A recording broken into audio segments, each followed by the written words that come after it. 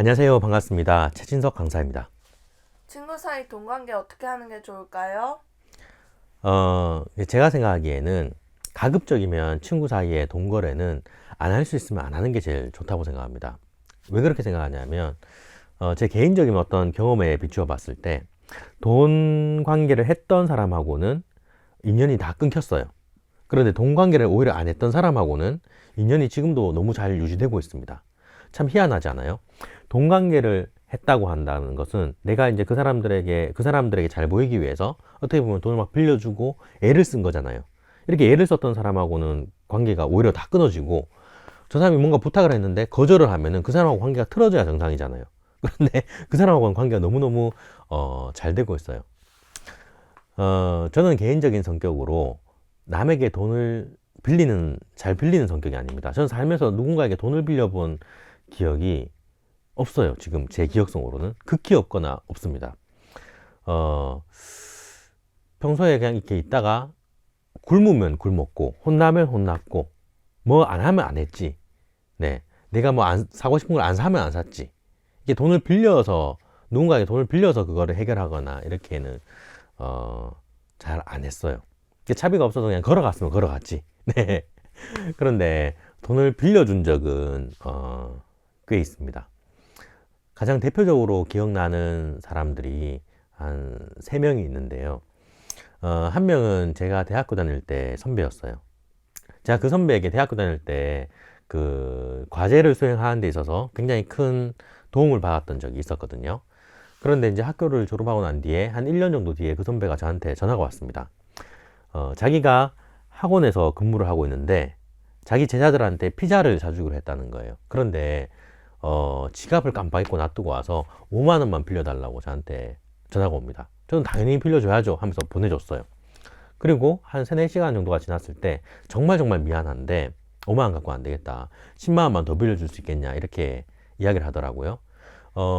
저도 그때 당시에 백수였지만 그때 당시에 그 선배가 저를 도와줬던 게 생각이 나니까 또다시 10만 원을 보냅니다. 그러고 난 뒤에 한 3, 4일 정도 지났을 때쯤에 다시 그 선배가 전화가 와요. 정말 미안한데 10만 원만 더 보내달라. 내가 언제가 월급날인데 그때 꼭 갚아줄 테니까 10만 원만 더 빌려주면은 월급날 내가 다 갚겠다. 이렇게 이야기를 하더라고요. 그래서 제가 10만 원을 다시 빌려줬어요. 그리고 약속한 날짜가 됩니다. 근데 전화가 안 오는 거예요. 그 선배로부터. 그래가지고 뭐 안 오는가 보구나라고 생각했었는데 한 며칠 정도 지나고 난 뒤에 또 다시 전화 와요. 정말 미안한데 한 10만 원 정도만 더 빌려달라. 이렇게 이야기를 하는 거예요. 그때 제가 거절을 해요. 왜냐하면은 그때 이렇게 이야기를 해서 좀 기다리긴 했었는데 그때 연락이 안 오고 다시 계속 이렇게 이야기를 해서 내가 좀 곤란하다. 충분히 지금 돈이 어떻게 필요하고 왜 필요한지에 대해서 납득하기가 굉장히 좀 어렵다. 그래서 안 될 것 같다. 이렇게 거절을 합니다. 그때는. 그리고 그 이후로 그 선배하고 연락은 완전히 끊겼습니다. 25만 원은 이제 하늘로 날아갔죠. 어, 아무튼 그렇게 이제 인연이 정리가 된 관계가 끝난 사건이 하나 있었고, 또 다른 한 명은 제가 잘 보이고 싶었던 형이었습니다. 그 형은 저한테 이렇게 운전을 하다가 기름이 떨어지면 저한테 전화가 와요. 그리고 이야기합니다. 야, 진석아, 미안한데 한 10만 원만 좀 보내줘. 이렇게 이야기를 합니다. 그럼 제가 10만 원을 보내줘요. 그리고 얼마 안 가서 그 형은 돈을 갚습니다. 근데 이게 너무 잦은 거예요. 그러니까 제가 기억하기에는 한 달에도 여러 번 전화 왔어요. 근데 이거를 짧은 기간 동안에 끝나는 게 아니라 몇 년에 걸쳐서 계속 그렇게 돈을 빌려 달라 그러고 갚고 빌려 달라고 갚고 막 이게 너무 지나칠 정도로 반복이 되는 거예요. 근데 저는 그 형한테 잘 보이고 싶었어요. 그러니까 싫은 티를 내지 않고 돈을 계속 빌려줍니다.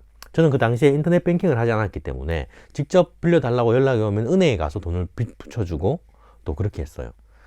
너무너무 그게 불쾌한 거예요. 기분이 나쁘고. 왜냐면은 그 돈 10만 원을 주고 안 주고가 이렇게 불쾌한 게 아니라 그렇게 연락이 너무 자주 오는데 계속 제가 은행에 가서 그거를 귀찮게 보내줘야 한다는 게 너무 기분이 나쁘더라고요. 그 순간 그 감정이요. 근데 거의 티를 안 냈어요. 그래서 모를 거예요. 끝까지 모를 거예요. 아마도. 그러고 난 뒤에 이제 그렇게 돈을 빌려가고 난 뒤에 연락이 끊겼습니다. 그 형도. 그리고 이제 세 번째는 누구냐면은 저한테 늘 이렇게 뭔가 잘해주려고 했던 사람이 있어요. 와서 밥도 자기가 사려고 하고 뭐 어디 가더라도 자기가 더 내려고 하고 뭔가 자꾸 자기가 돈을 더 쓰려고 하는 사람이 있었는데, 이 사람은 그렇게 하다가 나중에 언젠가부터는 돈을 빌려달라는 거예요. 근데 제가 얻어먹은 게 있으니까 계속 주게 되는 거예요. 돈을 또 빌려주게 되는 거예요. 거절을 할 수가 없더라고요. 그 사람의 호의를 받았으니까. 근데 이제 그렇게 돈을 빌려줬는데 그 사람이 베푼 호의보다도 훨씬 더 큰 금액의 비용을 빌려주고 못 받게 됩니다. 그래서 남의 어떤 호의나 이런 부분을 받을 때에는 몹시 또 조심해야 될 때는 조심해야 되겠구나, 이런 생각이 뼈저리게 느껴지는 그런 순간이었어요. 그런데 그 세 명의 어떻게 보면은 내가 생각했던 그 소중한 인연들인데, 내가 돈을 안 빌려줬다면 어땠을까? 제가 생각했을 때는 제가 그렇게 돈 거래를 안 했으면은 그 사람들하고의 관계를 지금도 유지할 수 있다고 생각합니다. 왜 그렇게 생각하냐면, 저보다 3살 많은 형이 한 명 있는데, 저는 개인적으로 이 형을 굉장히 나쁘게 말하면 만만하게 생각하고, 좋게 말하면 굉장히 편하게 생각해요, 이 형을. 그래서 이 형이 어떻게 보면 저한테 막 이렇게 뭐 달라고 하거나 뭐 전화 와서 뭐 돈 빌려 달라고 하거나 뭐 하거나 부탁하거나 하면 다 일일이 다 거절합니다. 안 돼, 안 돼, 형, 안 돼, 안 돼, 안 돼 하면서 다 거절해요. 근데 이 형하고는 지금도 너무 잘 지내고 있어요. 지금도 연락하고 있고, 지금도 만나고 있고, 지금도 뭔가를 하면 이 형하고 뭔가 가까이 할 때가 참 많이 있습니다. 어떻게 보면 이 형한테는 정말 잘 보이려고도 하지도 않았고, 잘 보일 필요도 없다고 생각했는데, 그런데 정작 이 형하고의 관계는 지금 너무 좋은 거예요. 그래서 이런 제 경험에 비추어 봤을 때, 가까운 사람하고의 동관계, 정말 그 사람하고의 인연을 소중히 생각한다면 내가 애써서 무언가를 하면은 오히려 관계가 더 안 좋아질 수도 있다라는 것을 이 경험을 통해서 저는 생각하게 됩니다. 느끼게 됩니다. 그래서 돈을 빌려줄 때는 그냥 줘버려야 된다고 생각을 해요. 왜냐면은 제가 이 3명의 사람들에 대해서 지금 크게 미운 마음이 들거나 화가 나는 마음이 들거나 하는 건 아니거든요. 왜 그런 마음이 안 드냐면, 돈을 빌려줄 때 이미 그냥 줄각오로 그냥 줘버렸어요. 그러다 보니까 이 사람들에 대한 어떤 미운 감정, 스트레스 이런 거는 전혀 없습니다. 그리고 저 사람들이 먼저 연락을 끊었지 제가 먼저 연락을 끊은 건 아니거든요. 제 성격상 또 돈을 빌려갔다고 왜 빨리 안 갚냐 또 이렇게 이야기 하지도 않았어요. 그래서 그 사람들이 먼저 연락을 끊었는 점은 좀 아쉽긴 한데, 지금도 그분들하고 같이 만날 수 있다면 언제든지 만날 의사가 있고, 뭐 돈은 아쉽게도 잃어버렸지만 사람은 안 잃고 싶은 그런 마음이 듭니다. 네, 감사합니다.